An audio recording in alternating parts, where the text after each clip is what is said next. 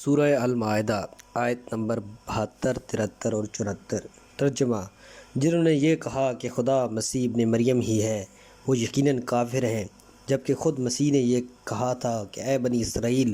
تم خدائے واحد و یگانہ کی عبادت کرو، جو میرا بھی پروردگار ہے اور تمہارا بھی، کیونکہ جو شخص کسی کو خدا کا شریک قرار دے گا، خدا نے اس پر جنت کو حرام کر دیا ہے اور اس کا ٹھکانہ جہنم ہے، اور ظالموں کا کوئی یار و انصار نہیں ہے۔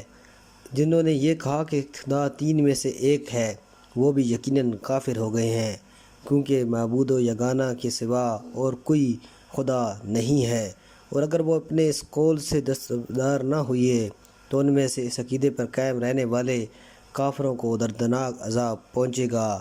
کیا وہ خدا کے حضور توبہ نہیں کرتے، اس کی طرف نہیں پلٹتے اور اس سے طلب بخشش نہیں کرتے، جبکہ اللہ بخشنے والا مہربان ہے۔ تفسیر: ان مباحث کے بعد کہ جو گزشتہ آیات میں یہودیوں کے انحرافات سے متعلق گزری ہیں، یہ آیات اور ان سے بعد والی آیات عیسائیوں کے انحرافات کے متعلق بحث کرتی ہیں۔ سب سے پہلے تو خدا اس آیت میں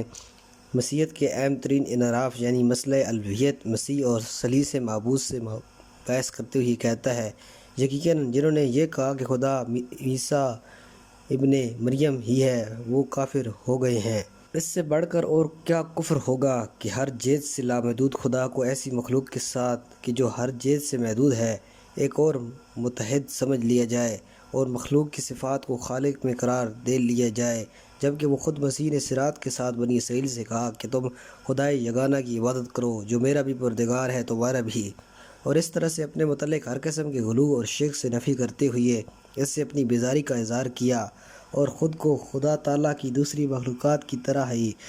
ایک مخلوق کی حیثیت سے متعارف کرایا۔ ساتھ ہی اس مطلب کی تاکید مزید اور ہر قسم کا شک و شبہ دور کرنے کے لیے مسیح نے مزید کہا کہ جو خدا کے لیے کوئی شریک قرار دے اور اس پر خدا نے جنت حرام کر دی ہے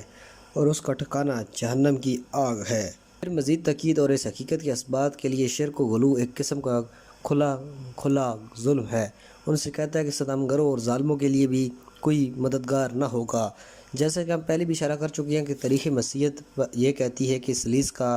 قرن اول میں اور خصوصاً حضرت مسیح کے زمانے میں کوئی وجود نہ تھا، یہاں تک کہ موجودہ انجیلوں میں بھی اپنی تمام تر تعریفات کے باوجود ثالث کے بارے میں ذرا سی بات بھی دکھائی نہیں دیتی، اور خود مسیح محققین بھی اس کا امر کا اعتراف کرتے ہیں۔ بنا پر مذکورہ بالا آیت میں حضرت مسیح کی ثابت قدمی و پافشاری اور مسئلہ توحید کے بارے میں جو کچھ نظر آتا ہے وہ مسیحیت کے موجودہ منابع اور کتب سے بھی ہم آہنگ ہے، اور یہ بات قرآن کی عظمت کے دلائل میں سے شمار ہوتی ہے۔ ضمنی طور پر اس بات کی طرف بھی توجہ ہے کہ اس آیت میں جو موضوع زیر بحث ہے وہ مسئلہ غلو اور جناب مسیح کی خدا کے ساتھ وحدت ہے۔ دوسرے لفظوں میں توحید در ثالث کا معاملہ زیر نظر ہے،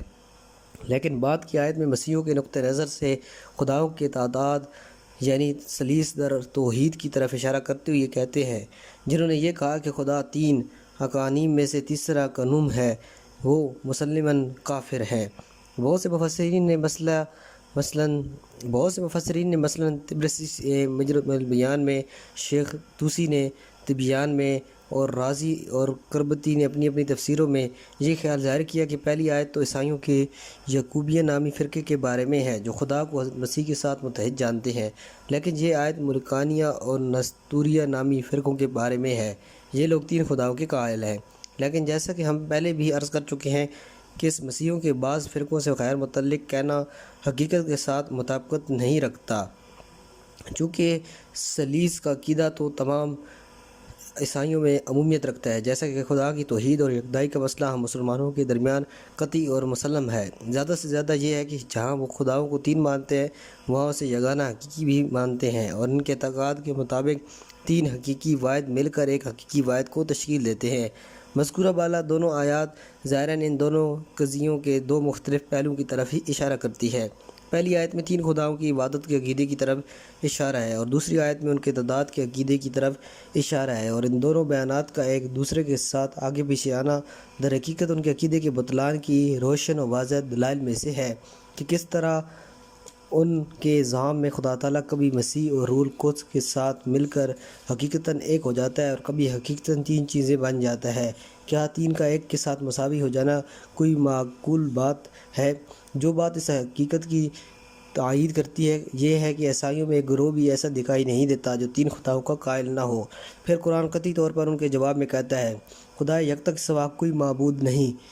خصوصاً لفظ من کا لفظ الہ سے پہلے آنا دوسرے معبودوں کی نفی کرتا ہے۔ دوسری مرتبہ پھر انتہائی سخت اور تاکیدی لب و لہجے میں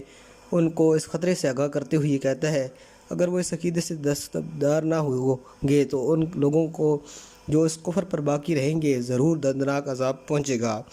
من ہم میں کلمہ من بعض کی نظر میں بیانی ہے، لیکن ظاہر یہ ہے کہ اسے بعض کے مفہوم میں ہونا چاہیے اور حقیقت میں ایسے اشخاص کی طرف اشارہ ہے جو اپنے کفر و شرک پر اڑے رہے اور قرآن کی دعوت توحید کے بعد بھی صحیح عقیدے کی طرف نہیں پلٹے،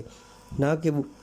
وہ لوگ جنہوں نے توبہ کر لی اور صحیح عقیدے کی طرف پلٹ آئے۔ تفسیر المنار میں کتاب اظہار الحق سے ایک داستان نقل ہوئی ہے کہ جس کا یہاں پر ذکر کرنا غیر مناسب نہیں ہے۔ اس سے اس بات کی نشاندہی ہو جاتی ہے کہ عیسائیوں کی سلیس و توحید کتنی ناقابل فہم ہے۔ اس کتاب کو مؤلف کہتا ہے 3 آدمی عیسائی ہو گئے۔ پادری نے عیسائیت کے ضروری عقائد کہ جن میں سے ایک عقیدہ سلیس بھی تھا انہیں تعلیم کر دیا۔ ایک دن ایک کٹر عیسائی عقیدہ رکھنے والا اس پادری کے پاس آیا اور اس نے ان لوگوں کے بارے میں جو نئے عیسائی ہوئے تھے سوال کیا۔ پادری نے انتہائی خوشی کے عالم میں ان 3 افراد کی طرف اشارہ کیا تو اس نے فوراً پوچھا کہ کیا انہوں نے ہمارے ضروری عقائد میں سے کچھ یاد کر لیا ہے؟ پادری نے بڑی دلیری اور تاکید کے ساتھ کہا ہاں ہاں۔ اس کے بعد نمونے کے طور پر ان میں سے ایک کو آواز دی تاکہ مہمان کے سامنے اس کی آزمائش کرے۔ پادری نے کہا تم سلیس کے بارے میں کیا جانتے ہو؟ اس نے جواب میں کہا آپ نے مجھے یہ بتلایا کہ خدا 3 ہے، ایک آسمان میں ہے، دوسرا زمین میں ہے کہ جو مریم کے شکم سے پیدا ہوا، تیسرا خدا کبوتر کی شکل میں دوسرے خدا پر 30 سال کی عمر میں نازل ہوا۔ پادری کو غصہ آ گیا اور اس کو باہر نکال دیا، کہنے لگا اسے کچھ بھی سمجھ نہیں آتا۔ پھر دوسرے شخص کو آواز دی تو اس نے اس سوال کے جواب میں سلیس کے بارے میں یہی بتلایا آپ نے مجھے اس طرح تعلیم دی ہے خدا 3 تھے لیکن ان میں سے ایک سولی پر چڑھا دیا گیا، لہٰذا اب ہمارے پاس صرف 2 خدا باقی رہ گئے ہیں۔ پادری کو اس بات پر بھی غصہ آ گیا اور اسے بھی باہر نکال دیا۔ اس کے بعد تیسرے آدمی کو جو سب سے زیادہ سمجھدار اور دینی عقائد کو یاد کرنے میں زیادہ کوشش کرنے والا تھا آواز دی اور وہی مسئلہ اس سے پوچھا تو اس نے بڑے ادب اور احترام سے کہا اے میرے پیشوا، جو کچھ آپ نے مجھے تعلیم دیا ہے میں نے اسے مکمل طور پر یاد کر لیا ہے، حضرت مسیح کی برکت سے میں نے اسے اچھی طرح سمجھ بھی لیا ہے۔ آپ نے کہا ہے خدا یگانہ سگانہ ایک خدا 3 ہے اور 3 خدا ایک ہیں، ان میں سے ایک کو انہوں نے سولی پر لٹکا دیا اور وہ مر گیا، اس بنا پر وہ سب کے سب مر گئے کیونکہ وہ باقیوں کے ساتھ متحد اور ایک ہی تھا، لہٰذا اس طرح اب کوئی خدا باقی نہیں رہا۔ ان آیات میں سے تیسری آیت میں دعوت دی گئی ہے کہ کفر امیز عقیدے سے توبہ کرو۔ یہ دعوت اس لیے ہے تاکہ خدا اپنی غفو و بخشش ان کے شامل حال کر دے، لہٰذا کہا گیا ہے کیا وہ ان تمام باتوں کے بعد خدا یکتا کی طرف نہیں پلٹتے اور اس شرک اور کفر سے مغفرت نہیں چاہتے، حالانکہ خدا غفور و رحیم ہے۔ والسلام علیکم ورحمۃ اللہ۔